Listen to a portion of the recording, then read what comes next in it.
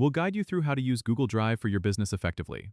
If you find this helpful, consider subscribing and liking the video. First, go to drive.google.com and sign in with your business account. Once you're in, you'll see the main dashboard. To create a new file or folder, click on the big PLUS button on the left-hand side labeled New.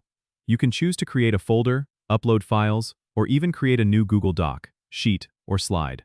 If you need to share these files with your colleagues or clients, simply right-click on the file or folder you want to share and select Share. A dialog box will appear where you can enter the email addresses of the people you want to share with and set their access permissions, like editor, viewer, or commenter. Once you've set that, hit Send, and they'll receive an email invitation. For organizing your files, you can create folders by clicking New and selecting Folder.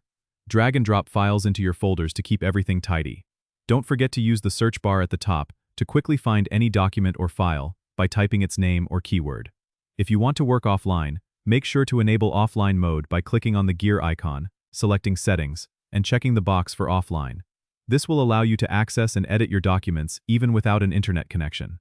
To collaborate in real time, open any Google Doc or sheet and start typing. You'll see the changes made by others instantly. Remember to regularly check the Shared with Me section on the left panel to see files others have shared with you. This ensures you don't miss any important documents. And lastly, make use of the Google Drive apps available on your mobile devices for flexibility and ease of access on the go. Don't forget to subscribe and comment if this helped you out.